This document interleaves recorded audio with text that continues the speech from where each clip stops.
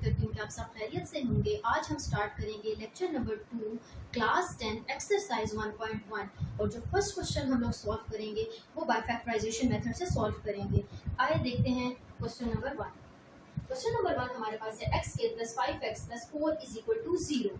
इस क्वेश्चन को हम बाय फैक्टराइजेशन मेथड से सॉल्व करेंगे। बाय फैक्टराइजेशन मेथड से सॉल्व करने के लिए सबसे पहले आप देखें कि आपने कौन सी वैल्यूज को कंसीडर करना है बाय फैक्टराइजेशन मेथड से सॉल्व करने के लिए। सबसे पहले आपके पास होनी चाहिए जो टर्म होगी वो हमारे पास होगी क्वाड्रेटिक टर्म होनी चाहिए, ठीक है। क्वाड्रेटिक टर्म को कंसीडर करेंगे और कांस्टेंट टर्म को कंसीडर करेंगे। जब आप उन दोनों वैल्यूज को ऐड या सब्ट्रैक्ट करें तो आपके पास एग्जैक्ट वैल्यू 5 बननी चाहिए और जब आप उसी वैल्यूज को उसे कहते हैं मल्टीप्लाई करेंगे तो आपके पास 4 आना चाहिए। जैसे कि मैंने यहाँ पर वैल्यू कंसीडर कर ली 1, ठीक है, 1 कंसीडर कर ली। दूसरी वैल्यू जो मेरे पास कांस्टेंट टर्म है वो मेरे पास है 4 है, जो कि मैंने उसी के कहते हैं क्वेश्चन से ली है। फर्स्ट हमारे पास है एक्स स्क्वायर के साथ कोई भी वैल्यू नहीं है, जिसके साथ कोई टर्म नहीं होती वहाँ पर एग्जैक्टली 1 मौजूद होता है, ठीक है। मैंने वो 1 यहाँ पर कंसीडर कर लिया। उसके बाद 4x जो कि मेरे पास क्या है एक कांस्टेंट टर्म है वो मैंने कंसीडर कर लिया, ठीक है। ये भी मेरे पास प्लस में और ये भी प्लस में मौजूद है। अगर मैं इन दोनों टर्म्स को मल्टीप्लाई करूं तो मेरे पास एग्जैक्टली जो वैल्यू आ रही है वो 5 आ रही है। तो यहाँ पर 4 + 1 = 5, तो एग्जैक्टली मेरे पास लीनियर टर्म बन रही है इन दो टर्म्स की वजह से। अब इन्हीं दो टर्म्स को जब मैं ऐड कर रही हूँ तो मेरे पास क्या बन रहा है 5 बन रहा है। जब मैं मल्टीप्लाई कर रही हूँ तो मेरे पास क्या वैल्यू बन रही है 4 बन रही है मेरे पास वैल्यू, ठीक है। तो वो उसे कहते हैं कांस्टेंट टर्म की कंडीशन को भी फुलफिल कर रहा है और फिर मेरे पास लीनियर टर्म की कंडीशंस को भी फुलफिल कर रहा है। तो मैं इक्वेशन में जो टर्म्स यूज करूंगी वो +1 होगा और 4 1 होगा, ठीक है। अब मैं इसकी पुटिंग करती हूँ। यहाँ पर मेरे पास है x² प्लस, अब इसकी जगह पर मैं ये वाली इक्वेशन जो है वो पुट करूंगी, ठीक है। तो यहाँ पर मैंने इक्वेशन पुट कर दी 1 + 1 + 4 ब्रैकेट क्लोज x, जो 5 के साथ x मौजूद है वो एज इट इज इक्वेशन के साथ लगा देंगे हम लोग, +4 = 0। अब आप देख सकते हैं x के एज इट इज आ जाएगा आपके पास, ठीक है। प्लस प्लस आपके पास प्लस ही होता है तो हमारे पास आ जाएगा 1 और ये जो 1 है हमारे पास ये मल्टीप्लाई हो जाएगा x के साथ मल्टीप्लाई हो जाएगा। तो ये देखिए 1 x के साथ मल्टीप्लाई हो जाएगा तो यहाँ पर आ जाएगा 1x, तो 1x एज इट इज यहाँ पर आ गया। उसके बाद हमारे पास है प्लस प्लस और 4x बन जाएगा और ये 4 ऑलरेडी हमारे पास इक्वेशन में मौजूद था वो एज इट इज नीचे आ गया है। तो हमारे पास ये इक्वेशन आ गई। अब इस इक्वेशन की हम लोगों ने क्या किया है फैक्टराइजेशन कर ली है। अब जो चीज़ कॉमन आएगी वो हम लोग कॉमन ले लेंगे। यहाँ पर सबसे पहले ये जो इक्वेशन का पार्ट है इसको हम सेपरेट सॉल्व करेंगे, इस इक्वेशन के पार्ट को हम लोग सेपरेट सॉल्व करेंगे, ठीक है। यहाँ पर देखें आप वो चीज़ कॉमन ले सकती हैं जो दोनों टर्म्स में मौजूद हो। यहाँ पर देखें इस इक्वेशन में आप देख सकते हैं कि फर्स्ट में भी x मौजूद है, सेकंड टर्म में भी x मौजूद है। तो मैं यहाँ पर क्या करूँगी x को कॉमन ले लूँगी, ठीक है। मैंने x कॉमन ले लिया। अब इसकी पावर में 2x है तो मैंने एक x कॉमन ले लिया, एक x हमारे पास बच गया जो कि हमारे पास ब्रैकेट के अंदर आ गया। अब यहाँ पर दूसरी टर्म में देखिए x को कॉमन ले लिया आपने तो यहाँ पर तो सिर्फ एक ही x मौजूद था वो आपने कॉमन ले लिया तो पीछे आपके पास क्या वैल्यू बचेगी सिर्फ 1 बच जाएगी, वो एज इट इज ब्रैकेट में आ गई। यहाँ पर हम लोगों ने क्या चीज कॉमन ले ली 4 कॉमन ले लिया। 4 क्यों कॉमन लिया क्योंकि दोनों टर्म्स में 4 मौजूद था तो हम वो चीज कॉमन ले सकते हैं जो हमारे पास दोनों टर्म में मौजूद हो। तो मैंने यहाँ पर क्या किया 4 को कॉमन ले लिया, बाकी मेरे पास क्या वैल्यू बची x बच गया, ठीक है। और ये टर्म जो हमारे पास x एज इट इज आ गई 4 1 4 तो यहाँ पर सिर्फ 1 रह गया हमारे पास। अब देखें कि हमारे पास ये दो टर्म्स एग्जैक्टली बिल्कुल सेम है। जब ये एग्जैक्टली सेम आ जाए तो इसका मतलब है कि जो आप इक्वेशन सॉल्व कर रहे हैं वो बिल्कुल एक्यूरेट कर रहे हैं, ठीक है। तो हम लोगों ने क्या किया कि ये 2 दफा थे टर्म्स हमारे पास, मैंने इसको कॉमन लेकर सिर्फ एक दफा लिख दिया। अब जो इसके बाद हमारे पास टर्म बच गई है वो हमारे पास वैल्यू बची है x और +4, ठीक है। x + 4 मैंने एज इट इज यहाँ पर लिख दिया = 0। अब इस टर्म को भी मैंने 0 के इक्वल कर दिया, इस टर्म को भी मैंने 0 के इक्वल कर दिया। इनको 2 इक्वेशंस बना दिया एक तरह का, ठीक है। अब इस इक्वेशन को हम लोग सॉल्व करते हैं और देखते हैं कि हमारे पास इक्वेशन सेट क्या आता है। सबसे पहले देखें x = ये जो 1 है हमारे पास किस तरफ है लेफ्ट साइड पर है। जब ये राइट साइड की तरफ जाएगा तो ये हमारे पास टर्म क्या हो जाएगी नेगेटिव हो जाएगी टर्म। क्यों? क्योंकि फिलहाल ये क्या टर्म बन रही है ये हमारे पास क्या है प्लस में है, जब दूसरी तरफ जाएगी तो ये माइनस में हो जाएगी तो यहाँ पर आ जाएगा -1। तो फर्स्ट इक्वेशन से हमें जो टर्म मिली है जो सोल्यूशन सेट मिला है वो मेरे पास है -1।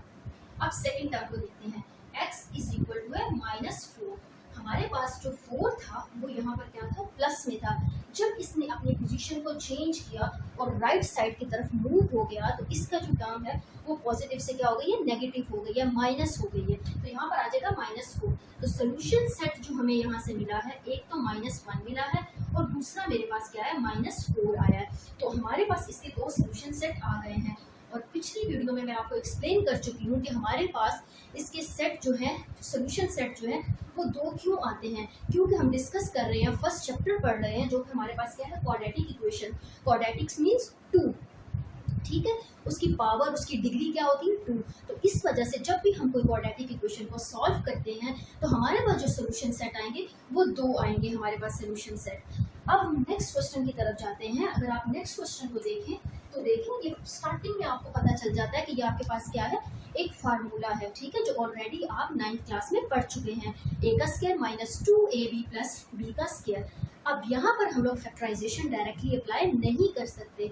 उसके पीछे रीजन यही है कि हम लोग जो फैक्टराइजेशन अप्लाई करते हैं उस टर्म पर फैक्टराइजेशन अप्लाई करते हैं जहां पर हमारे पास फर्स्ट टर्म क्वाड्रेटिक टर्म होती है, सेकंड टर्म लीनियर टर्म होती है और थर्ड टर्म हमारे पास कांस्टेंट टर्म होती है। लिहाजा यहाँ पर हमें वो इक्वेशन की कोई भी कंडीशन फुलफिल नहीं हो रही। लिहाजा हम सबसे पहले क्या करेंगे, इस फॉर्मूले के थ्रू इसको सॉल्व करेंगे। सॉल्व करने के बाद जो हमें सोल्यूशन सेट मिलेगा उसकी हम फैक्टराइजेशन करेंगे। चलिए स्टार्ट करते हैं हम लोग और फार्मूले के थ्रू इसको, उसे कहते हैं, सॉल्व करने की कोशिश करते हैं। सबसे पहले हमारे पास ये टर्म आ गई। इसमें सबसे पहले आपने क्या करना है, वैल्यूज को कंसीडर कर लेना है। सबसे वैल्यू फर्स्ट को, इसको हम a कह देंगे, जो सेकंड टर्म है इसको हम b कह देंगे और जो इज इक्वल टू 4 है ये एज इट इज हमारे उसे कहते हैं क्वेश्चन में नीचे आता चला जाएगा। अब a कंसीडर कर लिया, ये ऑलरेडी कंडीशन हमारे पास मौजूद है, देखिए जैसे ये कंडीशन ऑलरेडी मौजूद है। अब इसको मैं इसके थ्रू ओपन करूंगी जो फार्मूले का नेक्स्ट पार्ट है। सबसे पहले हमें कहा गया कि a, ठीक है, मैंने a की वैल्यू पुट कर दी। a मेरे पास क्या है, x, तो यहाँ पर क्या आ जाएगा, x का स्क्वायर आ जाएगा फार्मूले के अकॉर्डिंग। नेक्स्ट हमारे पास क्या, माइनस लिख दिया 2, ये यहाँ पर आ गया -2 एज इट इज यहाँ पर आ गया। उसके बाद आपके पास है a b, यहाँ पर कह रहे हैं कि आप a और b की वैल्यू को पुट करें। आपको पता है a क्या है, x है, b हमारे पास क्या है, b हमारे पास 3 है, वो हम यहाँ पर पुट कर देंगे। हम लोगों ने यहाँ पर क्या किया, a की वैल्यू x, b की वैल्यू हम लोगों ने 3 यहाँ पर पुट कर दी। अब नेक्स्ट कहते हैं प्लस b स्क्वायर, तो 3 है मेरे पास b और उसके हम ऊपर लगा देंगे, स्क्वायर लगा देंगे। और जो 4 टर्म है ये मैंने आपको पहले ही स्टार्ट में बता दिया था, ये उसे कहते हैं एज इट इज नीचे आ जाएगी हमारे पास, ठीक है। अब नेक्स्ट यहाँ पर x स्क्वायर बन जाएगा, 3 2s are 6x, यहाँ पर आ गया 3 3s are, क्योंकि यहाँ पर पावर है, ठीक है, पावर है, पावर को सोल्व करेंगे तो 3 3s are 9 बन जाएगा हमारे पास, ठीक है। तो यहाँ पर 9 टर्म आ गई, 4 एज इट इज आ गया हमारे पास। अब आप इस इक्वेशन को देखें अगर, तो इसमें आपको 2 कांस्टेंट टर्म नजर आ रही हैं। एक तो आपको नजर आ रही है +9 और एक 4 नजर आ रही है। जबकि हम लोगों ने अगर फैक्टराइजेशन करनी है तो हमें इक्वेशन में उसे कहते हैं 2 कांस्टेंट टर्म्स की जरूरत नहीं है। हम लोगों ने जो स्टैंडर्ड फॉर्म क्वाड्रेटिक इक्वेशंस की पढ़ी है वहां पर हमें सिर्फ एक ही टर्म चाहिए होती है और इज इक्वल टू 0। मैं क्या करूंगी, इस 4 को मूव कर दूंगी राइट से लेफ्ट की तरफ, तो फिलहाल तो ये यहाँ पर प्लस में है, जब दूसरी तरफ आएगा तो ये माइनस में हो जाएगा। देखिए मैंने इसको राइट से लेफ्ट की तरफ मूव कर दिया तो ये हमारे पास क्या हो गया, प्लस से माइनस हो गया। यहाँ पर हम लोग क्या करेंगे, प्लस माइनस माइनस, 9 से 4 को सब्ट्रैक्ट कर देंगे तो हमारे पास यहाँ पर वैल्यू बन जाएगी 5 बन जाएगी, ठीक है। तो x square minus 6x plus 5 is equal to 0, ये वैल्यू हमारे पास एज इट इज आ गई।